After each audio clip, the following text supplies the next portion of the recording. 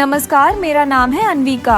बिहार का न्यूज में स्वागत है। ये वीडियो केवल सूचनात्मक उद्देश्यों के लिए है। हम दी गई जानकारी की सटीकता या वास्तविकता की गारंटी नहीं देते। कृपया इसे किसी भी प्रकार की कानूनी, स्वास्थ्य या व्यक्तिगत सलाह के रूप में न लें। हम किसी भी नुकसान के लिए जिम्मेदार नहीं होंगे। विशेष रूप से यदि वीडियो में दुर्घटना, आत्महत्या या आपराधिक गतिविधियों की जानकारी हो तो ये केवल समाचार रिपोर्ट है। कृपया इन घटनाओं को व्यक्तिगत रूप से न लें और उपयुक्त पेशेवर सहायता प्राप्त करें। अगर आप या कोई जानने वाला ऐसी स्थिति में हो तो तुरंत पुलिस से संपर्क करें। पुलिस हेल्पलाइन नंबर 100 और 112 है। आज 31 दिसंबर दिन मंगलवार है। खबरों की ओर बढ़ने से पहले हेडलाइन को देख लेते हैं। काम वाली बाई के चक्कर में छोटी बहन को मारा। ईश्वर अल्लाह तेरो नाम भजन गलत गा रही थी देवी।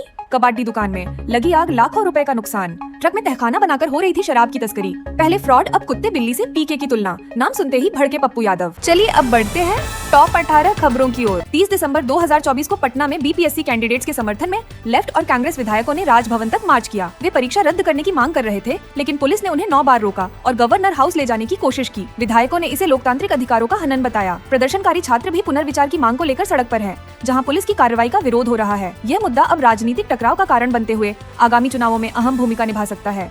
पटना में अटल बिहारी वाजपेयी जयंती समारोह में महात्मा गांधी के भजन ईश्वर अल्लाह तेरो नाम के गायन पर विवाद हो गया।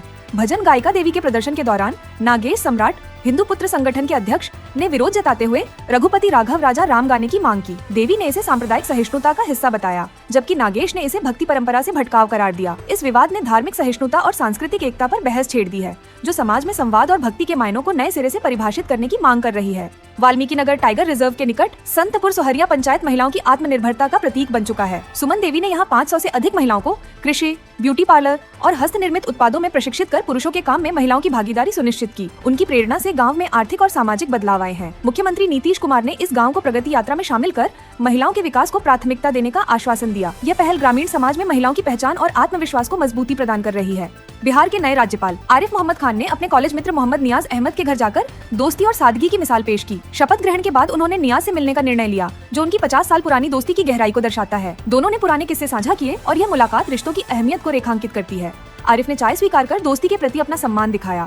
यह मुलाकात समाज में रिश्तों को सहेजने और आपसी विश्वास का संदेश देती है। बिहार में बीपीएससी परीक्षा विवाद के बीच पप्पू यादव और प्रशांत किशोर के बीच तीखी बयानबाजी राजनीतिक माहौल गरमा रही है। पप्पू यादव ने प्रशांत किशोर को फ्रॉड और गुंडा करार देते हुए उन पर छात्रों के आंदोलन को भुनाने और बेचने का आरोप लगाया। जवाब में प्रशांत किशोर ने पप्पू यादव पर उनकी मदद मांगने और छात्रों की समस्याओं पर ध्यान न देने का पलटवार किया। इस विवाद में छात्र नेता बनने की होड़ के बावजूद छात्रों की असली समस्याएं पीछे छूट रही हैं। यह खींचतान आगामी चुनावों में छात्र राजनीति की बढ़ती भूमिका को दर्शाती है। भागलपुर के मायागंज अस्पताल में रक्त दलालों की सक्रियता ने मरीजों और उनके परिवारों के लिए बड़ी समस्या खड़ी कर दी है। ये दलाल 7,000 रुपए में बिना डोनर के रक्त उपलब्ध कराने का दावा करते हैं, जिससे जरूरतमंद परिवार मजबूरी में उनका सहारा लेते हैं। अस्पताल के बाहर सक्रिय 15 से अधिक दलाल रोजाना कई मरीजों को अपने जाल में फंसा रहे हैं। रक्त की कमी और अस्पताल की धीमी प्रक्रिया के कारण लोग इनका शिकार बनते हैं। प्रशासन ने जांच और कार्रवाई का आश्वासन दिया है, लेकिन यह काला कारोबार स्वास्थ्य सेवाओं और मानवता के लिए गंभीर खतरा बना हुआ है। बिहार में नव वर्ष 2025 का आगमन कड़ाके की ठंड और घने कोहरे के बीच होगा। मौसम विभाग ने 1 जनवरी से तापमान में लगभग 4 डिग्री सेल्सियस की गिरावट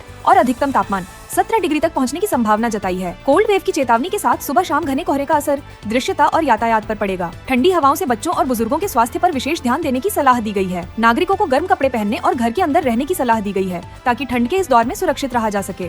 भागलपुर में बड़ी शराब तस्करी का पर्दाफाश हुआ है, जिसमें ट्रक के गुप्त तहखाने से 993 लीटर विदेशी शराब जब्त की गई। यह अवैध खेप उत्तर प्रदेश से बिहार के रोहतास जिले ले जाई जा रही थी। जांच में ट्रक और इनोवा कार से कुल 21 लाख रुपए की शराब बरामद की गई और 4 आरोपियों को गिरफ्तार किया गया। नव वर्ष के मद्देनजर प्रशासन ने सघन जांच अभियान तेज कर दिया है। यह कार्रवाई शराबबंदी को लागू करने के प्रति प्रशासन की प्रतिबद्धता को दर्शाती है। बिहार में पुलिस ने एक विशेष अभियान चलाकर 28 अपराधियों को गिरफ्तार किया और यातायात नियमों का उल्लंघन करने वाले वाहन चालकों से 8 से 1,76,000 जुर्माना वसूला। इस दौरान शराबबंदी कानून के तहत बड़ी मात्रा में देसी और विदेशी शराब भी जब्त की गई। पुलिस ने शराब तस्करों के खिलाफ कार्रवाई करते हुए विभिन्न स्थानों पर छापेमारी की और उत्पाद अधिनियम के तहत गिरफ्तार आरोपियों के खिलाफ कार्रवाई की।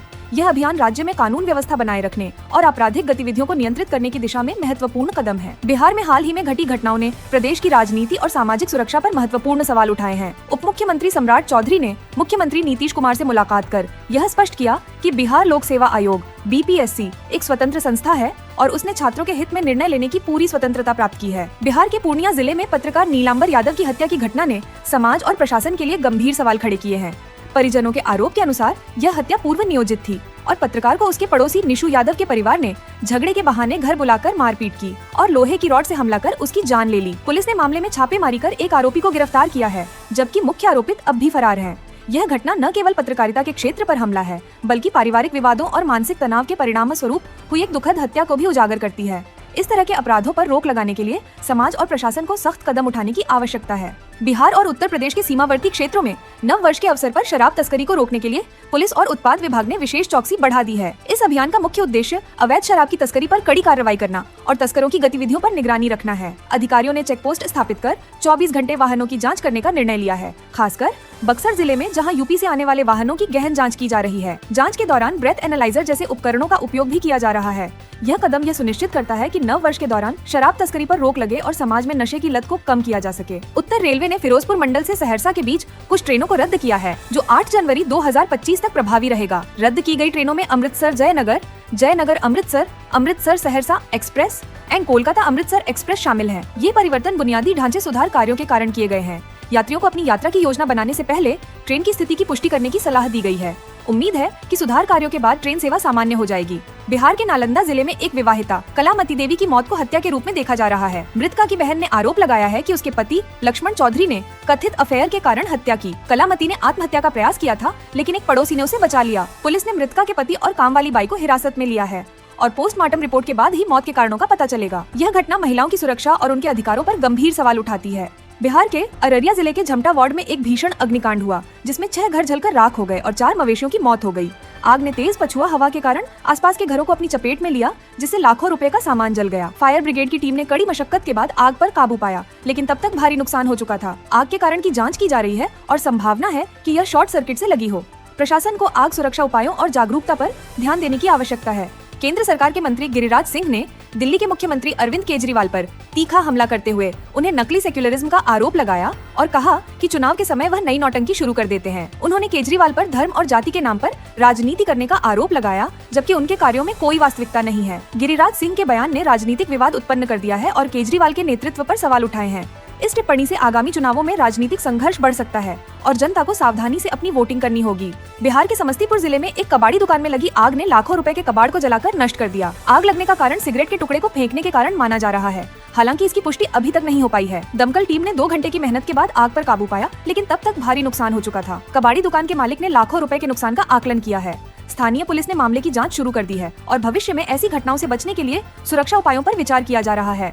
पटना साहिब स्टेशन पर 358वें प्रकाश पर्व के अवसर पर श्रद्धालुओं की सुविधा के लिए 40 जोड़ी ट्रेनों का अस्थायी ठहराव 30 दिसंबर से 12 जनवरी तक किया जाएगा। इन ट्रेनों का ठहराव सुबह और शाम दोनों शिफ्ट में 2 मिनट के लिए होगा, ताकि श्रद्धालुओं को यात्रा में कोई कठिनाई न हो। प्रमुख ट्रेनों में आसनसोल छत्रपति शिवाजी महाराज टर्मिनल मुंबई एक्सप्रेस, रक्सौल लोकमान्य तिलक कर्मभूमि एक्सप्रेस और राजगीर वाराणसी बुद्ध पूर्णिमा एक्सप्रेस शामिल हैं। इस कदम से यात्रा सुगम होगी और श्रद्धालुओं को सुरक्षित यात्रा का अनुभव मिलेगा।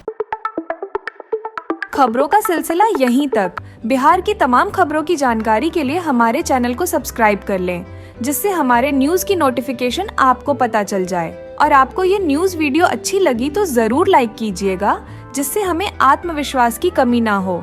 धन्यवाद। जय हिंद, जय भारत, जय बिहार।